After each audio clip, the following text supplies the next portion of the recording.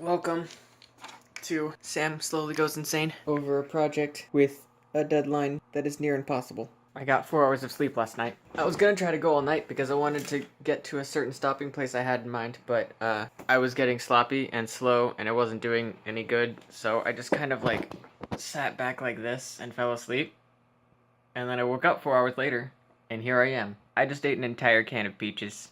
It just now occurred to me that I didn't get those peaches out. We're just sitting on the counter. Someone was probably planning on eating those. I'm almost done with the music, and I have, I think, 10 more backgrounds to paint. All that's left after that is just to compile it all. I think it might be possible to get it done before New Year's. That's the goal. That's the lofty, that's the, I would show you a clip, but I just don't feel like it. Just roll the intro.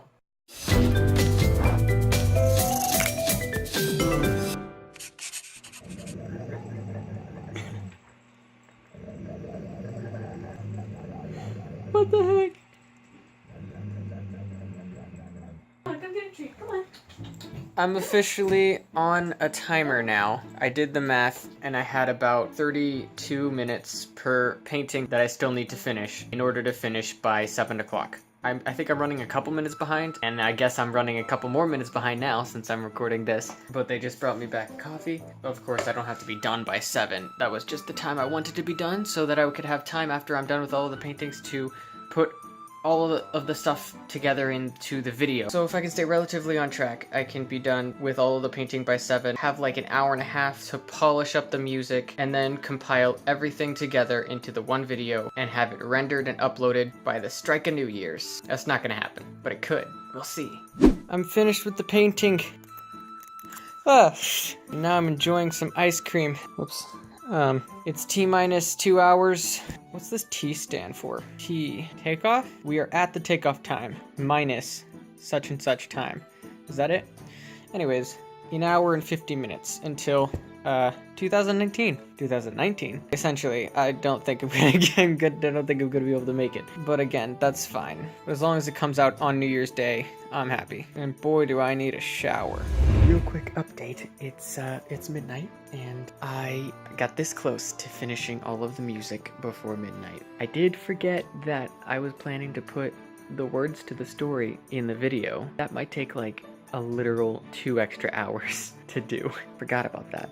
What did Bethany want me to say? Happy 2019 day. If I say it loud enough, she'll probably hear me in her room and be like, oh, he did the thing that I told him to do.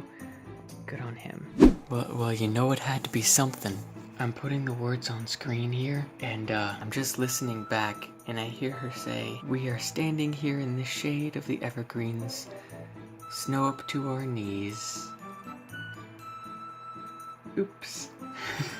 There always has to be that one, like the magical reappearing shaker in my acoustic cover video. Just like that one, I'm gonna hope that nobody notices this. It's quite obvious, but yeah, I'm not going in to change it now.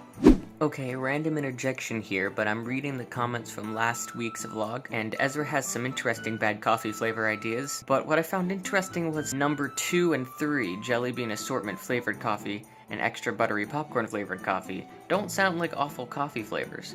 Wow, my hair. However, asparagus flavored coffee and coffee made from the sweat of various celebrities does sound pretty bad. Well, it's out, it's published, it's shared. It has been posted about. It's online.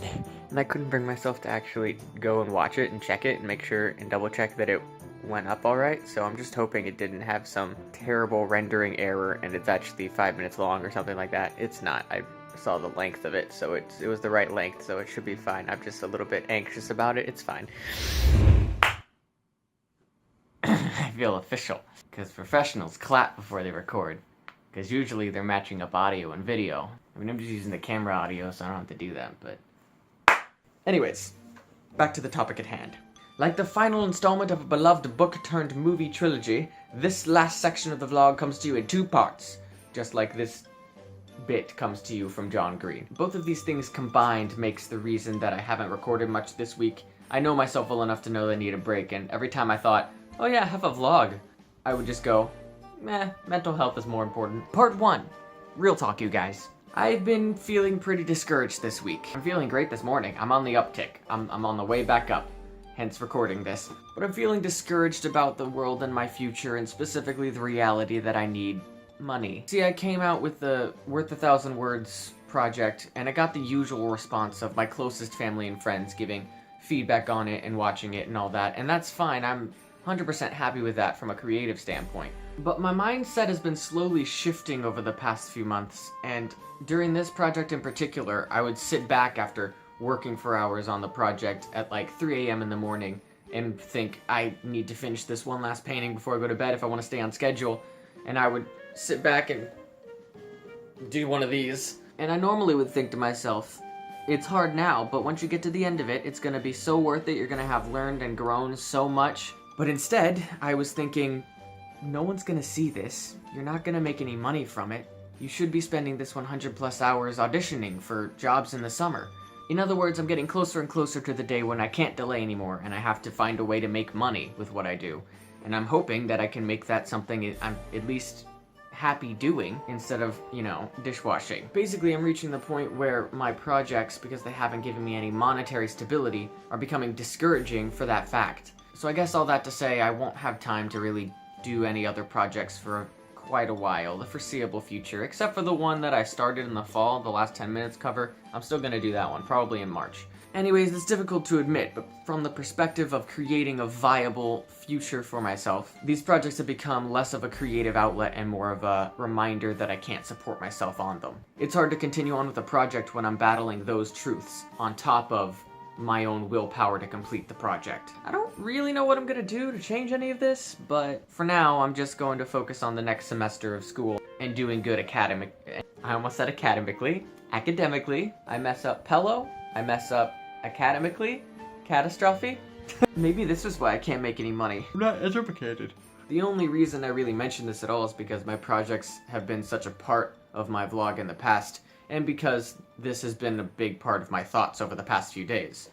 But, you know what also has been a big part of my thoughts over the past few days? Musicals. Go figure. I've been watching bootleg Broadway musicals every chance I can get, some pretty obscure ones too. So I thought I'd share with you some of the obscure Broadway musicals that I've enjoyed over the past week. We need a new angle for that. Watch me, it's gonna be cool. We're gonna have like clips and visual aids. You're gonna learn about some new Broadway or off-Broadway musicals. I can't offhand remember how clean they are, so if you watch at your own caution. But I love this tripod. First up, we have The Last Ship. It takes place in a shipbuilding community in which the majority of the inhabitants have jobs at the shipyard. And when the shipyard has to close down, they have the idea to make one final ship to remind the world of what they could do, I guess. It also follows the story of a young man who very much does not want to follow his father's footsteps and go work at the shipyard, and leaves, and comes back 14 years later to find out he has a son, and the mother might be engaged soon, so that's an issue. And he comes back at the time that the shipyard's having trouble, so he helps them with that. Anyways, I like the music. I actually couldn't find a bootleg, disappointingly, but it takes place in Northern England, so they all have these, like, really cool accents that I thought was Irish at the time, which is Ireland. I really have no clue about geography in that part of the world. I am a disgrace to all homeschoolers everywhere. But I could probably still name a good portion of African countries, for whatever that's worth, I guess. I listened to it and then read the synopsis of the show, and that really helped because you don't get all the information without the dialogue, I guess. And no matter the weave of this life that you've spun, on the earth or in heaven or under the sun, when the last ship sails. Another musical I sadly could not find a bootleg of is The Story of My Life, a musical about two friends, one of whom has died and the other one is looking back at their past to try to find a suitable story for his eulogy. The show is performed by only these two actors, and it goes through the emotional journey of Alvin, the dead friend, helping Thomas in his mind come up with the story that he wants to tell. And Thomas is a writer who's made a living off of the stories of his childhood, usually with Alvin. Unfortunately for me, I can't even find the cast recording on YouTube, so I'm gonna have to wait till I have money and then purchase it on Amazon. I had to watch the scenes that I could of the Broadway musical and then find like a high school performance of it and imagine what it would be like if the Broadway people had performed it. Anyways, it's not really one that's easy to get into, but I wanted to mention it because a story about a really strong friendship between two guys is relatively rare, and I thought it was written quite well, the story more than the music. The music kind of sounded generically like musical theater music, and it was kind of one color throughout, but the lyrics are pretty great. We would wait for our angels to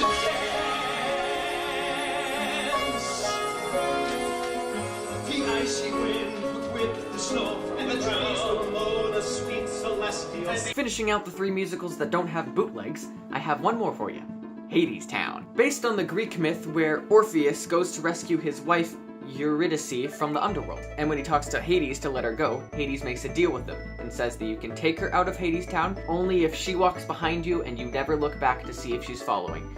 And of course he fails. The guy who plays Hades goes down into a really low, like gravelly, like bass. And the guy who plays Orpheus goes into a beautiful falsetto quite a bit.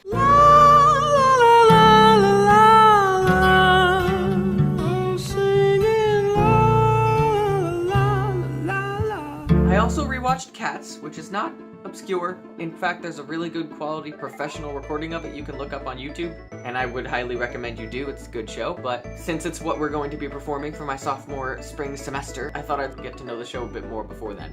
Jellicle cats, jellicle, some jellicle cats. Back to the obscure. Finally, Curtains. What a fitting name to end out this segment of the vlog. A murder mystery comedy set in a 1950s theater where a cast member is killed and a detective is brought in and closes down the theater to figure out which cast member did the deed. This one does have a bootleg, and it's hilarious. And mainly it was the dialogue that I thought made this show great. Extremely witty writing. And the show must go on as rehearsals continue for the show with a new leading actress while the theater is on lockdown. It's funny because everybody knows that the reason the show originally flopped was because of the now deceased actress. And now that they have a good actress filling that role, rehearsals continue. Morbid comedy at its best. Based on a preliminary autopsy, it's clear that Jessica Cranshaw was murdered.